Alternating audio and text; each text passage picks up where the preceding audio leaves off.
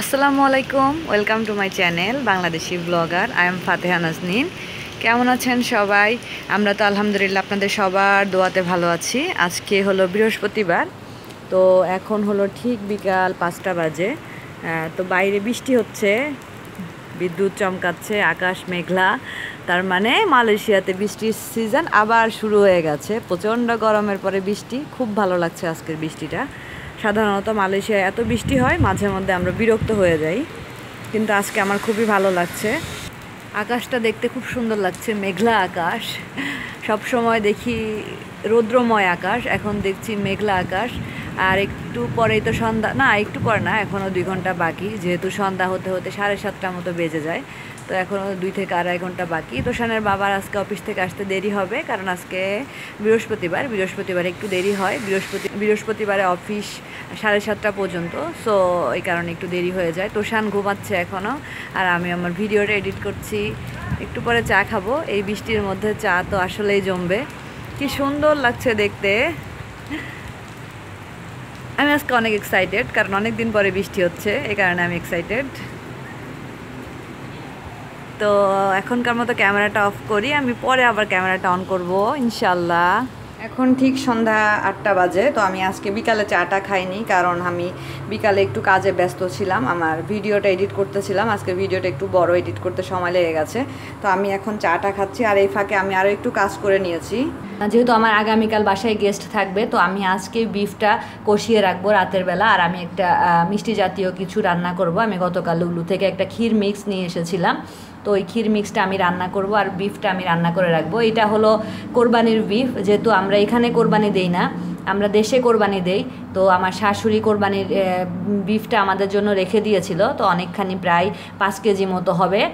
তো আমি এখানে 2 কেজি নিয়ে নিয়েছি, 2 কেজির একটু বেশি হবে। তো আমি আজকে এটা রান্না করব, যা শুধু কষিয়ে রাখবো। আলু টালু আমি যা দেওয়ার ওটা আগামীকাল ইনশাল্লাহ দিব। এই তো তোষানের সেই গতকালকে যে খেলনাটা কেনা হয়েছিল এক্সকেভেটর, এটা সে বলছে এটা নাকি বুলডোজার। আচ্ছা যাই হোক, সে যখন বলছে এটা বুলডোজার, তাহলে এটা বুলডোজার। তো সে এটা নিয়ে খেলায় ব্যস্ত। গতকাল চালাতে পারেনি, আসলে বাসায় ব্যাটারি ছিল না। আমি ভেবেছিলাম ব্যাটারি আছে, এজন্য আর কিনে আনা হয়েছিল না। তো যেহেতু আজকে বাবা অফিস থেকে আসার সময় ব্যাটারি নিয়ে এসেছে, সে তার বাবাকে ফোন করে বলেছিল বাবা ব্যাটারি নিয়ে আসবা। তো এখন সে মনের সুখে এটা চালাতে পারছে, তাই খুব হ্যাপি। তোষান, তুমি তোমার সব ফ্রেন্ডকে বলে দাও, বলো দেখো আমি গাড়ি চালাচ্ছি।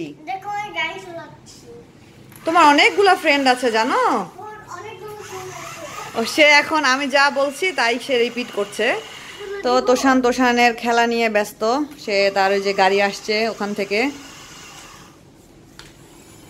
তো আমি এখন কিচেনে যাব। আমি তো বিফটা ধুয়ে রেখেছিলাম, তো আমি বিফটা দই দিয়ে মাখিয়ে ম্যারিনেট করে রেখেছি। আর তোষানের বাবাও চলে এসেছে অফিস থেকে। তো আমি এখন কিচেনে গিয়ে হলো ক্ষীরটা আর হলো বিফটা রান্না করে ফেলবো। ক্ষীরটা রান্না করা একদমই ইজি, রেডিমেড যেহেতু। আর রাতের জন্য ভাতটা রান্না করা হয়ে গেছে।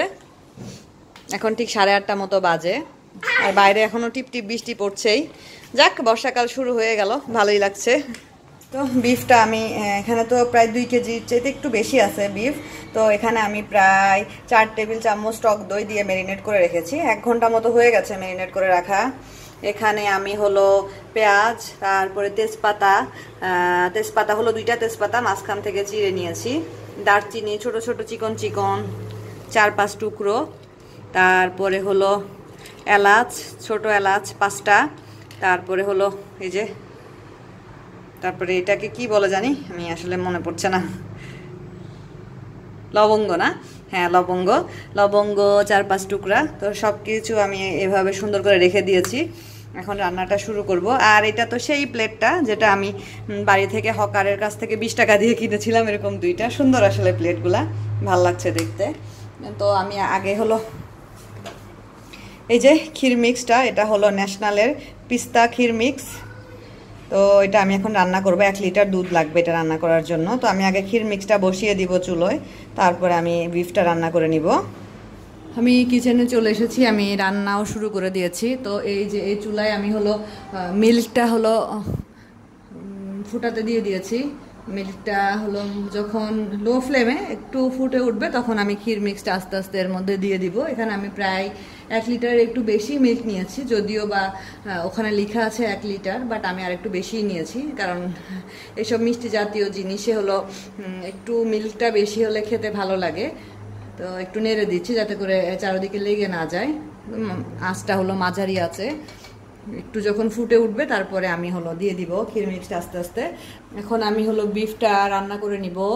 তো এই কারণে আমি তো এই যে কুকিং ডিশটা দিয়ে দিয়েছি। এই কুকিং ডিশটাই আমি আমার এখানে যখন চাইনিজ নিউ ইয়ারে গত বছর আমাদের প্রত্যেকটা ফ্ল্যাটে ওই যে পিকনিকে যেরকম লটারি হয় ওরকম লটারি সিস্টেমে আমি এই ডিশটা পেয়েছিলাম। তো রান্না করছি, এর আগে আমি এটাতে রান্না করেছি, ভালো সুন্দর ডিশটা অনেক। চুলাটা ধরিয়ে দিলাম, আঁচটা মাঝারি চাইতে একটু কম থাকবে। তার আগে আমি একটা জিনিস দেখাই আপনাদেরকে। আমি আমার যেদিনকে ডিমের কারি করেছিলাম মটরশুঁটি দিয়ে, তো আমার মালয়েশিয়াতে থাকেন 2-3 জন আপু আমার কাছে হলো মটরশুঁটিটা আমি কোথা থেকে কিনেছি জানতে চেয়েছে, আর প্যাকেটটা দেখাতে বলেছে। এর আগেও এক আপুর জন্য আমি প্যাকেটটা দেখিয়েছি, তো আবার দেখাচ্ছি। এই যে ফ্রোজেন গার্ডেন পিস, তো এটা এই যে কাওয়ান ব্র্যান্ডের। আমি এটা কিনেছি হলো ওটিকে থেকে। আর এটা হলো আমি লুলুতে আমি দেখিনি, ওই আপু নাকি লুলুতে খুঁজেছিল কিন্তু পাইনি। আমি লুলুতে দেখেছি বলে আমার মনে পড়ে না, আমি মিক্সটা দেখেছি, মিক্স ভেজিটেবল, কিন্তু যার শুধু হলো এটা দেখিনি আমি। আর এটা হলো জায়ান্টেও পাওয়া যায়, জায়ান্ট থেকেও নিতে পারেন আপনারা। এই যে প্যাকেটটা, দরকার হলে স্ক্রিনশট তুলে রাখতে পারবেন। অয়েলটা গরম হয়ে গেছে, আমি এখন সেই পেঁয়াজ, তেজপাতা, দারচিনি, এলাচ, লবঙ্গ সব দিয়ে দিচ্ছি আস্তে আস্তে।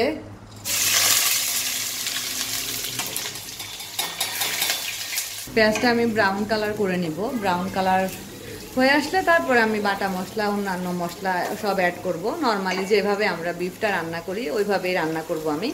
আর কালকে আমি আলুটা ফ্রাই করে দিয়ে দিব, আজকে তো শুধু কষিয়ে রাখছি, এজন্য দিব না। আমাকে না অনেকে আমার কেকের রেসিপি শেয়ার করতে বলেছে, তো আমার চ্যানেলে না প্লেন কেকের রেসিপি আছে। তো কেকের রেসিপিটা আসলে আমি তাহলে এক কাজ করি, আমার এই আজকের ব্লগের ডেসক্রিপশন বক্সে এবং আই বাটনে আমি কেকের রেসিপিটা দিয়ে দিব। যারা যারা আমার কেকের রেসিপিটা চেয়েছেন তারা ডেসক্রিপশন বক্সটা চেক করলে বা আই বাটনে ক্লিক করলে রেসিপিটা পেয়ে যাবেন। আর হলো অনেকে আমার কাছ থেকে জর্দা রেসিপিও চেয়েছেন। জর্দা রেসিপি আমার একটা ভ্লগে আছে, কিন্তু কোন ভ্লগে আছে আমার আসলে ঠিক এই মুহূর্তে মনে পড়ছে না। আর তারপর আমি আবার ট্রাই করবো ইনশাল্লাহ। এক আপু আমার কাছ থেকে ফ্রাইড রাইস দেখতে চেয়েছে, ফ্রাইড রাইসের রেসিপিও আমার চ্যানেলে আছে, কিন্তু কোন ব্লগটাই আছে সেটা আমার মনে পড়ছে না। আর ইনশাল্লাহ আমি আস্তে আস্তে দিব, শেয়ার করার ট্রাই করব আপনাদের সাথে। তো ঠিক আছে, এটা হলো ব্রাউন কালার হতে থাক। পেঁয়াজটা মোটামুটি ব্রাউন কালার হয়ে গেছে, তো আমি এখানে এখন দিয়ে দিব হলো বাটা মশলা। আমি এখানে 2 টেবিল চামচের একটু বেশি নিয়েছি পেঁয়াজ বাটা, তারপরে 1.5 টেবিল চামচ নিয়েছি আদা বাটা, আর রসুন বাটা 1.5 টেবিল চামচের একটু কম নিয়েছি। তো আমি এখন মশলাগুলো এর মধ্যে দিয়ে দিচ্ছি আস্তে আস্তে, অল্প একটু পানি অ্যাড করব। আমাকে একটা আপু জিজ্ঞেস করেছে যে আমি এই যে মশলা যে ব্লেন্ড করে রেখে দিই ফ্রিজে, নর্মালে রাখি না ডিপে রাখি। আমি নর্মালে রাখি। আর কয়দিন রাখি সেটাও জিজ্ঞেস করেছে। আমার আসলে 10 থেকে 12 দিনের মতো আমি পেস্ট করে রাখি, ভালো থাকে আমার। কারণ আমি অনেক দিন ধরে আমি প্রায় সংসার মালয়েশিয়ায় শুরু করেছি, প্রায় 3 বছরের কাছাকাছি। তো আমার ভালো থাকে, আমার কখনো মশলা নষ্ট হয়নি। প্রায় 10 দিন তো অবশ্যই ভালো থাকে। তো আপনাদেরকে আমি একটা টিপস যাই বলেন না কেন একটা দিতে পারি, সেটা হলো মশলা করার সময় যদি অল্প একটু কুকিং অয়েল, মানে ব্লেন্ড করার সময়, ব্লেন্ড করার পরে মশলাটা যখন আমরা মশলার প্লেটে তুলবো ওই সময় যদি অল্প একটু কুকিং অয়েল আমরা মিশিয়ে মশলাটা রাখি না, সেই মশলাটা কখনো তাড়াতাড়ি নষ্ট হয় না। তো যাই হোক, আমার নষ্ট হয় না। আপু তোমার কোশ্চেনের অ্যান্সার পেয়ে গেছো নিশ্চয়ই, যে আমি ডিপে রাখি না নর্মালে রাখি। নর্মালে রাখি, আমার 10 থেকে 12 দিন মতো ভালো থাকে। তো আমি এই যে মশলাটা কষিয়ে নিচ্ছি, মশলাটা কষানো হলে তারপরে আমি সব গুঁড়ো মশলাগুলো আস্তে আস্তে এর মধ্যে অ্যাড করব। মশলা যত কষানো হয় তরকারি খেতে তত ভালো লাগে, সেটা যাই হোক না কেন, মাছ, মাংস, সবজি যেটাই হোক না কেন ভালো লাগে আসলে। মশলাটা খুব ভালোভাবে কষানো হয়ে গেছে, এখন আমি দিয়ে দিব গুঁড়ো মশলা। তোষান চিল্লাচ্ছে, ওর বাবার সাথে খেলা করছে, চিল্লাচ্ছে। ফার্স্টে দিয়ে দিচ্ছি মরিচ গুঁড়ো। ওই দিন এক আপু আমার মরিচ গুঁড়ো দেয়া দেখে বলেছে, আপু তোমার মরিচের কালারটা সুন্দর না। আসলে মরিচের কালার না, ঠিক ক্যামেরার কালারের জন্য মরিচের কালারটা ওইরকম লাগছিল। আর আমি মরিচ ধনে জিরা যে গুঁড়োটাই আমি ইউজ করি না কেন সব আমার দেশ থেকে আনা। আমি এখানকার কোনো গুঁড়ো ইউজ করি না, কারণ এখানকার গুঁড়োগুলো ভালো না। আমি এখানে 2 টেবিল চামচ মরিচ গুঁড়ো দিয়ে দিলাম। আগেও বলেছি এখনও বলছি, মরিচটা সম্পূর্ণ লবণ আর মরিচ সম্পূর্ণ আপনাদের স্বাদ অনুযায়ী। 1 টেবিল চামচ হলুদ গুঁড়ো, ধনে গুঁড়ো 1 টেবিল চামচ, জিরা গুঁড়ো 1 টেবিল চামচের একটু কম। এখন মশলাটা আর একটু ভালোভাবে কষিয়ে নিতে হবে। আর আমার এই মশলার বক্সের এত পছন্দ সবার। এটার দাম খুবই কম, বাংলাদেশি টাকায় মনে হয় 120 টাকা মতো পড়েছে। আমাদের এখানে যে রিঙ্গিত স্টোর, ওখান থেকে আমি নিয়েছি। প্রায় 1 বছরের মতো হয়ে যাচ্ছে। আসলে সুন্দর, আমারও খুব পছন্দ হয়েছিল, এজন্যই নিয়েছি। এদিকে আমার ক্ষীরের মিল্কটাও ফুটে উঠেছে, তো আস্তে আস্তে ক্ষীরটা দিয়ে দিতে হবে, ক্ষীর মিক্সটা ওর মধ্যে দিয়ে দিতে হবে। মশলাটা আর একটু কষানো হোক, তারপরে আমি বিফটা দিয়ে দিব এর মধ্যে। অল্প একটু পানি অ্যাড করি, অল্প একটু পানি অ্যাড করলাম। এই যে মিল্কটা ফুটে উঠেছে, এই পর্যায়ে আমি আস্তে আস্তে ক্ষীর মিক্সটা দিয়ে দিব। এখন একটু নেড়ে চেড়ে দিচ্ছি। এখন মাঝারি আছে 15 থেকে 20 মিনিট কুক করলেই হয়ে যাবে ক্ষীর মিক্স, রেডিমেড ক্ষীর মিক্স, ঝামেলাবিহীন ক্ষীর মিক্স। এটা খেতে খুব মজা, আমি এর আগেও একবার খেয়েছিলাম। এদিকে মশলাটা খুব ভালোভাবে কষানো হয়ে গেছে। আমি এখন সেই টক দই দিয়ে ম্যারিনেট করে রাখা বিফটা আস্তে আস্তে এর মধ্যে দিয়ে দিচ্ছি। বিফ, মাটন এগুলো যতটা পারা যায় কম খাওয়াটাই ভালো, কারণ আজকাল কি হয়, আজকাল ম্যাক্সিমাম মানুষ দেখা যায় যে স্ট্রোক করে। আমার একটা বোনও আমাকে বলছিল যে আপু এগুলো একটু কম খাওয়ার ট্রাই করবে, কারণ দেখা যায় যে স্ট্রোক করে ম্যাক্সিমাম মানুষ আজকাল স্ট্রোক করে খুব রিচ ফুড খাওয়ার জন্য। আমরা ইদানিং খুব রিচ ফুড খেয়ে ফেলি আসলে, বাইরে বা বাসায়ও দেখা যায় অনেক সময় এসব খাই। তো হ্যাঁ, খাবো না কেন, একটু বুঝে শুনে যতটা পারা যায় কম খাওয়ার ট্রাই করাটাই উচিত। আমরা বিফ বা মাটন তো আমরা খুব একটা পছন্দ করি না, আর বিফও আমার খুব বেশি একটা পছন্দ না, আমি চিকেনটাই বেশি প্রেফার করি। আর বিফ বা মাটন যাই বলেন না কেন, আমাদের বাসায় খুব একটা রান্না হয় না। এটা যেহেতু কোরবানির, তো শাশুড়ি রেখে দিয়েছিল, নিয়ে এসেছি, তারপরে বাসায় গেস্ট আসবে এই কারণেই রান্না করা। আদারওয়াইজ আমরা 1.5 মাসে বা 2 মাসে একবার বিফ খাই, সত্যি কথা যেটা বলতে। আমার চ্যানেলটা যারা ফলো করে তারা দেখবে যে আমি ম্যাক্সিমাম টাইমে হয়তো বা ডিম বা মাছ বা সবজি এটাই বেশি খাই। কারণ একটা কথা আছে, মানুষ কখনো না খেয়ে মরে না, মানুষ আসলে খেয়েই মরে। দেখা যায় যে অনেক বেশি রিচ ফুড খেয়ে ফেলাতে স্বাস্থ্যের অনেক ক্ষতি হয়। এই যে হার্টে ব্লক বলেন, স্ট্রোক বলেন, এগুলো কিন্তু আসলেই আমরা খুব বেশি রিচ ফুড খাই, আর আমাদের পরিশ্রম কম হয়। বিকজ আমরা এখন সবচেয়ে মানে অলস হয়ে যাচ্ছি আস্তে আস্তে। আমরা সব কিছুতে মেশিন নির্ভর হয়ে যাচ্ছি। আমাদের আগেকার দিনের আমাদের মা খালারা প্রেগনেন্ট থাকা অবস্থায়ও শুনেছি তারা নাকি ধান বানতো, তারপরে ঢেকি পাট দিত, তারপরে মশলা করতো পাটায়। আর আমরা এখন হালকা পাতলা কোনো কাজ করতে গেলেই হাঁপিয়ে যাই, সত্যি কথা। তো এগুলো সবই আসলে আস্তে আস্তে ভেজাল খাচ্ছি। তারপরে এই যে বেশি বেশি অতিরিক্ত রিচ ফুড খাওয়া, এগুলোর ফলই কিন্তু এগুলা। তো আমি বিফটা খুব ভালোভাবে মশলাটার সাথে মাখিয়ে নিলাম। এখানে আমি কোনো পানি অ্যাড করব না, বিফ থেকেই পানি বের হবে। তো ঢাকনা দিয়ে দিব, ঢাকনা দিয়ে আমি এখন কষিয়ে নিব খুব ভালো করে।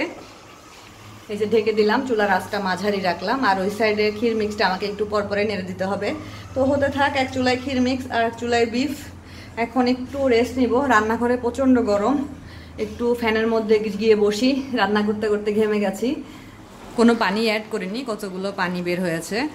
তো এইভাবে আস্তে আস্তে বিফটা আমি কষিয়ে নিব। আর ওইদিকে ক্ষীর মিক্সটাও প্রায় অনেকখানি হয়ে গেছে, আর 10 মিনিট মতো কুক করলেই হয়ে যাবে ক্ষীর মিক্স। হতে থাক তাহলে আস্তে আস্তে। তাহলে ক্যামেরাটা অফ করে দেই, যাই একটু তোষানের বাবার সাথে সময় কাটাই। তোষান পড়াশোনা করছে, দেখি কি করছে।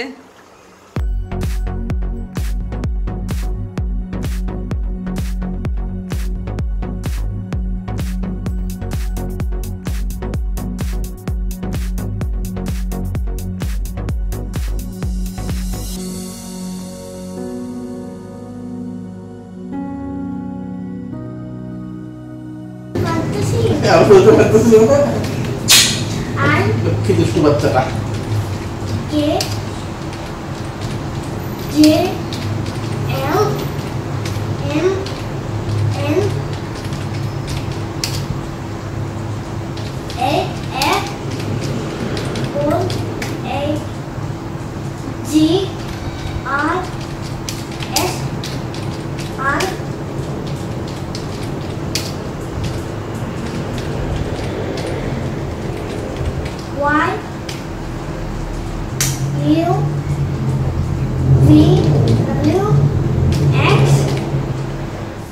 আজকের মতো তো মোটামুটি সব কাজ শেষ, রান্না বান্নাও মোটামুটি শেষ হয়ে গেছে। আমার ইউটিউবে যা যা কাজ ছিল সব শেষ করে ফেলেছি। একা হাতে সব সামলাতে হয়, তারপরও আলহামদুলিল্লাহ খুব একটা সমস্যা হয় না। ওইদিকে কাপড় ভাঁজ করে রেখেছি, ওগুলো সব ঠিকঠাক করে রাখতে হবে এখন। মোটামুটি বড়সড় যেসব কাজ সেগুলো শেষ হয়ে গেছে। কালকে তো ফ্রাইডে, কালকে তো বাসায় গেস্ট আসবে। আপনারা যখন আমার ভিডিওটা দেখতে পাবেন তখন মনে হয় বাসায় গেস্ট থাকবে। তো কালকে সকালে তোষানকে স্কুলে দিতে যাওয়ার সময় ওর বাবার সাথে একটু আমিও বের হব, আমার একটু মাছ কিনতে হবে। মোটামুটি সব ঠিকঠাক করে রেখেছি। রাত্রে যেহেতু রাত্রে যেহেতু গেস্ট আসবে, তো সেহেতু আমি দুপুরের পরে বাকি কাজগুলো হবে, কালকে দুপুরের পরে করব সব কিছু। আর এখন তো বিফটা কষিয়ে রাখছি, আমি বাইরে রেখে দিব, কারণ আমি এখন ঠিক রাত 10টার মতো বেজে গেছে। তো এখনও বিফটা যদি আমি বাইরে রেখে দিই, ফ্রিজে রাখতে হয় না, গরম বিফটা আমি বাইরে রেখে দিই যদি একটু সরপোষ দিয়ে ঢেকে, তাহলে নষ্ট হবে না। সকালে উঠে আবার চুলায় ভালোভাবে জাল দিয়ে তারপরে আলুটা ফ্রাই করে দিয়ে দিব। আমি যদি খুব বেশি ব্যস্ত না থাকি ইনশাল্লাহ আপনাদের সাথে শেয়ার করব। তোষান মোটামুটি পড়াশোনা করছে, যাই হোক যেটুকু হোক করার চেষ্টা করছে আলহামদুলিল্লাহ। ছোট মানুষ, যা পড়ে তাই আসলে আমার জন্য অনেক বড় কিছু। তো আসলে আমাকে না অনেকে বলে, আপু তোমার ভিডিওতে নাম বলতে বলেছিলাম, আমার নামটা বললে না, আমার বাচ্চার নামটা বললে না। এতগুলা কমেন্ট থাকে, আমি না অনেক সময় হারিয়ে ফেলি যে কে নাম বলতে বলেছিল, কে নাম বলেনি। তো আমি ঠিক করেছি এখন থেকে মাসে একদিন অন্তত আমার সব ভিউয়ার্সদের নাম বলবো। আর যখন নাম বলবো তার আগে আমি বলে দিব যে এই তারিখে আমি আপনাদের সবার নাম নিব। তো তারা আমাকে তখন মনে করিয়ে দিবে, ইনশাল্লাহ তখন আমি সবার নাম নিতে পারবো, না হলে আমার মনে থাকে না। আবার অনেকে মেসেঞ্জারে আমাকে নক করে, আমি ঠিক টাইমে রিপ্লাই করতে পারি না, এই কারণে আমি খুবই সরি। অনেকে আমাকে ফোন দেয়, ফোন দিয়ে পায় না। এরকম একজন আছে যে ফোন দিয়ে পায়নি, রাগ করে আমার সাথে উল্টাপাল্টা কথা বলেছে যে সে আমাকে ফোন দিয়েছে, আমি তার সাথে কথা বলতে পারিনি এই কারণে। তো যাই হোক আপু, তোমাকে সরি। আসলে আমি এত ব্যস্ত থাকি, আমি সত্যি কথা ব্যস্ত থাকি, কারণ যারা বাইরে থাকে তারা বুঝে যে বাইরে সব কিছু নিজের একা করতে হয়। তো সংসার সামলানো, বাচ্চা সামলানো, আমার নিজের কাজ করা, সব কিছু মিলিয়ে আসলে আমি সময়টা করে উঠতে পারি না। অনেক সময় দেখা যায় যে আমি ইউটিউবের কমেন্টের সবাই রিপ্লাই দিতে পারি না, সেক্ষেত্রে অনেকে রাগ করে। তো সেজন্য সবার কাছে সরি আসলে এই জন্যই, কারণ আমি তো ওই রিপ্লাইটা ঠিক টাইমে দিতে পারি না, বা সবার রিপ্লাইটা করতে পারি না। যারা কোনো কোশ্চেন করে সেটা রিপ্লাই আমি দেই, আর যারা সুন্দর বা আমাকে কোনো কোশ্চেন করে না তাদেরকে আমি লাভ সাইনটা দিই। ওটাও কিন্তু এক প্রকার আমার ভালোবাসা। লাভ সাইনটা যে আমি আপনাদেরকে দিই, ওটাও কিন্তু আমার পক্ষ থেকে রিপ্লাই। আমি ভালোবাসি আপনাদেরকে, সেই জন্যই আমি লাভ সাইনটা দিই।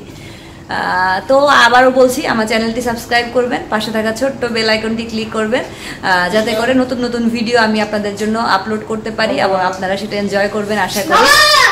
ভালো থাকেন সবাই, আমাদের জন্য দোয়া করবেন।